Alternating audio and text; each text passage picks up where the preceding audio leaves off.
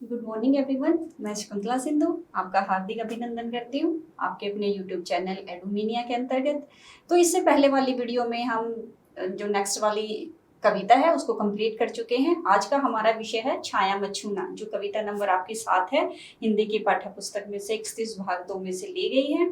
तो छाया मत छूना की कवि का नाम है गिरिजा कुमार माथुर। यहाँ पर गिरिजा कुमार माथुर ने छाया मतलब जो सुख बीत चुकी है, जैसे ये हमारा हाथ है, आपको पीछे ब्लैक बोर्ड पे दिखाई दे रहा है, स्क्रीन पे आपको दिखाई दे रहा है, इसकी एक शैडो है वो दिखाई दे रही है। कहने का अभिप्राय है हमारी परछाई हमारे साथ साथ चलती रहती है। तो इन्हीं परछाई को कवि ने चित्रात्मक शैली के रूप में, चित्रात्मक शब्दावली के रूप में हमारे सामने प्रस्तुत किया है और कहता है कि छाया मतलब जो हमारे पिछले वाले सुख हैं वो हमारे जीवन में ऐसे हैं कि जिनकी सुखद याद रह जाती है, सुख बीत जाते हैं, सिर्फ और सिर्फ याद रह जाती है।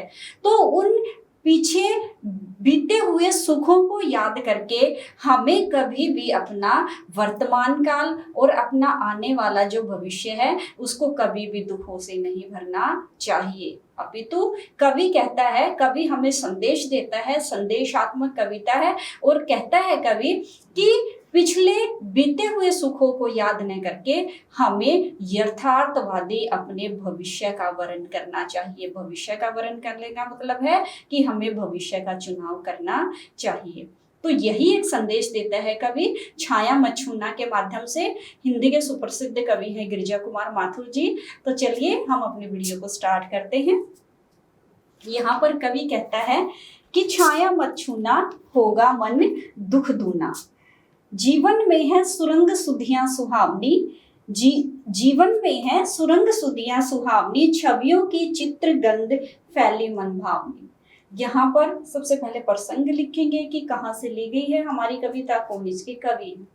तो प्रसंग के अंतर्गत आएगा कि प्रस्तुत कविता हमारी हिंदी की पाठ्य पुस्तक 31 भाग 2 में से हिंदी के सुप्रसिद्ध कवि गिरिजा कुमार माथुर द्वारा रचित छाया मत छूना कविता से अवतरित है। प्रस्तुत कविता में कवि ने यथार्थवादी भविष्य का वर्ण करने के लिए, भविष्य का चुनाव करने के लिए कहा है और कहता है, संदेश देता है कि हमें कभी भी अपने बीते हुए सुखों को याद नहीं करना चाहिए, क्योंकि यदि हम अपने बीते हुए सुखों को याद करेंगे तो क्या होता है, सरलार्थ करते हुए लिखेंगे, छाया मत छूना, हे मनुष्य तुम कभी भी अपने बीते हुए सुखों को याद मत करना, कभी भी अपनी छाया, अपनी परछाई को छूने की कोशिश मत करना, मन होगा दुख दूना, क्योंकि इससे हमारा जो दुख है वह दुगना हो जाएगा, हमारा जो दुख है वो बढ़ जाएगा, कम नहीं होगा। जीवन में है सुरंग सुधियां सुहावनी। अब यहाँ पर कवि कहता है कि जीवन में जो विगत हमारे सुख थे, सिर्फ और सिर्फ उनकी याद हमारे जीवन में सुगंध के रूप में भर गई हैं, यानी वह मीठी यादें हमारे जीवन में शेष रह गई हैं।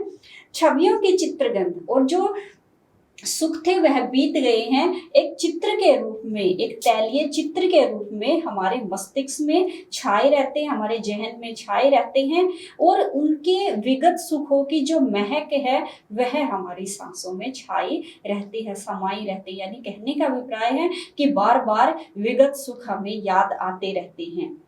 तन सुगंध शेष रही।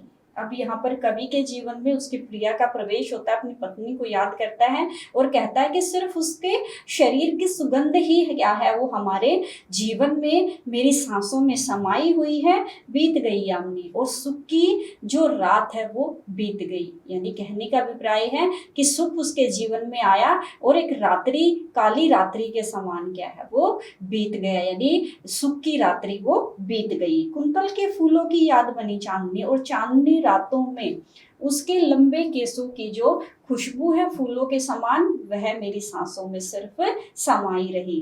भूली सी एक छुअन, जैसे मैंने उसको छुआ था, जाने अनजाने में मैंने उसको छू लिया था, तो उसकी एक छुअन है, उसका जो एहसास है हर जीवित क्षण मेरा हर पल जीवित बनाता है। यानी वह याद अब भी मेरी जो मन में, मेरे मस्तिष्क में छाई रहती है। छाया मत छूना, होगा मन दुख दूना। और यहाँ पर कवि कहता है कि हमें कभी भी छाया को नहीं, यानी बीते हुए सुखों को याद नहीं करना चाहिए। क्या होगा, इससे हमारा जो दुख है वो दुगना हो जाएगा, वो बढ़ जाएगा। आगे बताया है, मन होगा दुख दूना, मन हमारा दुखेगा, दुगना हो जाएगा। आगे कहता है, यश है न मेरे जीवन में, यश का मतलब है न मान है न सम्मान है, न वैभव न मेरे जीवन में धन दौलत है। यानी कहने का अभिप्राय, न तो कोई ऐसा मान सम्मान मेरे जीवन में है और न ही मेरे जीवन में ऐश्वर्य है, धन दौलत है। मान है न सरमाया, और न ही मेरे जीवन में मान सम्मान है, न ही मेरे जीवन में वैभव है, न यश है और ना ही सरमाया का मतलब होता है न ही मेरे जीवन में कोई विशेष ऐसा मैंने कार्य किया है। जितना भी दौड़ा तो उतना ही भरमाया, जितना भी उन सुखों को प्राप्त करने के लिए तो उनके पीछे दौड़ा। यानी कहने का अभिप्राय है कि बीते हुए सुखों को याद आपने कर लिया और उन सुखों को प्राप्त करने के लिए जितना भी तो उनके पीछे दौड़ा है। हे मनुष्य, जितना भी उनके पीछे भागता है उतना ही भरमाया, उतना ही भरम का, धोखे का शिकार होता है। यानी यह क्या है, सिर्फ एक भरमाया है, एक धोखा है जो अपने पीछे मोह माया के अंदर आपको जकड़े हुए हैं।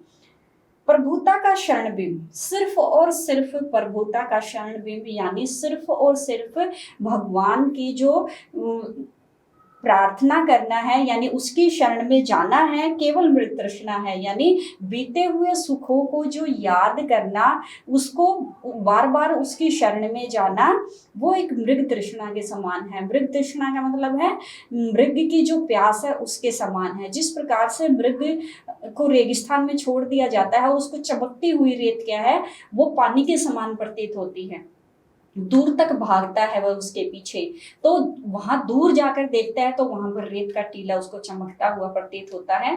तो बार बार उसको यही इच्छा उसके मन में जागृत होती है कि यहाँ नहीं तो दूसरी जगह, दूसरी नहीं तो तीसरी जगह पानी उसको मिलेगा। मृग तृष्णा, मृग की अधूरी प्यास। और एक समय ऐसा आता है जब इसी तृष्णा में, इसी इच्छा में मृग यानी हिरन अपने प्राणों को त्याग देता है। तो ठीक इसी प्रकार से कहता है कि उन सुखों को प्राप्त करना हमारे जीवन मृग तृष्णा के समान है, जिसकी कभी भी पूर्ति नहीं होती है। हर चंद्रिका में छिपी एक रात तृष्णा है। हर चंद्रिका यानी हर सुखों के पीछे, अब यहाँ पर हमें संकेत करता है और हमें चेताता है, यानी हमें सचेत करता है कि हर सुख के पीछे दुख की गहरी काली रात छिपी हुई है। यानी चंद्रिका चांदनी रात सुख है और यहाँ पर कृष्णा यानी गहरी काली रात्रि दुखों के समान के रूप में चित्रित किया है। यानी सुख के बाद क्या है, वो दुख है। यह जीवन का वास्तविक यथार्थ सत्य है। जो है यथार्थ कठिन, जो भी हमारे जीवन में वास्तविक है, चाहे वो मुश्किलों से भरा हुआ है, उसका तू कर पूजन, सिर्फ और सिर्फ उसी का वर्ण कर, उसी को चुन, उसी को पूज।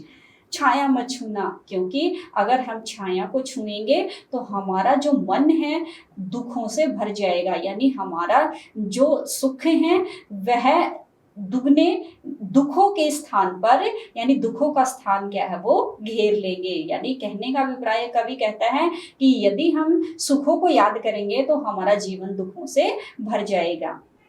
आगे बताता है, दुविधा हत साहस है। आपके मन में साहस है लेकिन फिर भी आप दुविधाग्रस्त हैं, संशय में हैं, भ्रम में हैं। कहने का अभिप्राय है कि आप फिर भी क्या है, असमंजस की स्थिति में रहते हैं, दिखता है पथ नहीं। और इसी असमंजस की स्थिति में, इसी दुविधा की स्थिति में आपको अपना भविष्य दिखाई नहीं दे रहा है, यानी अपनी मंजिल क्या है, आपको दिखाई नहीं देती है, क्योंकि आप दुविधा की स्थिति में हो, आपको समझ नहीं आ रहा है कि क्या हमें करना चाहिए। तो इसी दुविधा की स्थिति में आपको अपना रास्ता दिखाई नहीं दे रहा है। देह सुखी हो, हमारा जो शरीर है धन दौलत ऐश्वर्य मान सम्मान आदि प्राप्त करने के कारण, चाहे हमारा शरीर क्या है वो पूरी तरह से सुखी है, यानी तमाम ऐश्वर्य के साधन क्या है वो हमारे पास है अपना जीवन यापन करने के लिए, लेकिन फिर भी मन के दुख का अंत नहीं। लेकिन फिर भी क्या है, हमारा जो मन है वह दुखता रहता है। यानी कहने का अभिप्राय है कि बीते हुए सुखों को याद कर करके हमारा जो मन है वो दुखों से भर जाता है, हमारे मन को शांति नहीं मिलती। आगे बताया गया है, सुख है न चांद खिला सर्द रात आने पर, यहाँ पर कहता है दुख है न चांद खिला सर्द रात आने पर। अब कवि कहता है कि क्या हुआ यदि तेरे जीवन में समय पर सुख नहीं आए, यानी कहने का अभिप्राय है कि चांद रूपी सुख क्या है, क्या हुआ जो सर्द रात्रि बीत जाने पर तेरे जीवन में खिले हैं, क्या हुआ जो खिला फूल वसंत रस वसंत बीत जाने पर। और कहता है वसंत ऋतु के गुजरने के बाद, वसंत ऋतु के जाने के बाद क्या हुआ कि तेरे जीवन में वह सुख रूपी फूल न खिल सका। तो आगे कहता है इससे हमें हारना नहीं चाहिए असफलताओं से। कहने का अभिप्राय है कि हमें असफलताओं से सबक लेकर आगे बढ़ना चाहिए। जो न मिला भूल, अब यहाँ पर कवि कहता है कि कोई बात नहीं, अगर फूल नहीं खिला है, वसंत बीत गया और फूल नहीं खिला है, और दूसरा यहाँ पर बताया है कि आपको सुख नहीं मिला है और आपके जीवन में दुख ही दुख हैं, तो इन बातों को भूल कर, इन बातों को पीछे छोड़कर कर भविष्य का वरन तू, अपने यथार्थवादी भविष्य को चुन, उसको ही उज्जवल बनाने के लिए कार्य कर। छाया मत छूना मन होगा दुख दूना। और यहाँ पर कवि हमें संदेश देता हुआ कहता है कि हे मनुष्य, कभी भी हमें बीते हुए सुखों को याद नहीं करना चाहिए, क्योंकि यदि हम बीते हुए सुखों को याद करेंगे तो उससे क्या हो जाएगा, हमारा जो दुख है वह दुगना बढ़ जाएगा, हमारा जो मन है वह दुखेगा उन सुखों को याद कर करके। इसलिए हमें कभी भी अपने बीते हुए सुखों को याद करके अपना वर्तमान और अपना भविष्य क्या है उसको कभी भी दुखों से नहीं भरना चाहिए। तो गिरजा कुमार माथुर जी ने एक संदेशात्मक कविता यहाँ पर हमारे सामने रखी है। तो इस कविता का विशेष कुछ इस प्रकार से बनेगा कि प्रस्तुत कविता है वो संदेशात्मक कविता है। यहाँ पर चित्रात्मक शैली का प्रयोग किया है, प्रसाद गुण संपन्न कविता है। कवि ने यहाँ पर उपमा और रूपक अलंकारों का प्रयोग किया है, और प्रस्तुत कविता में कवि ने यथार्थवादी भविष्य का वर्णन करने पर हमें प्रेरित किया है। और कवि कहता है कि विगत जो सुख हैं उनको हमें कभी भी याद नहीं करना चाहिए, क्योंकि यदि हम ऐसा करेंगे तो हमारा दुख कम होने की बजाय क्या है वो बढ़ जाएगा।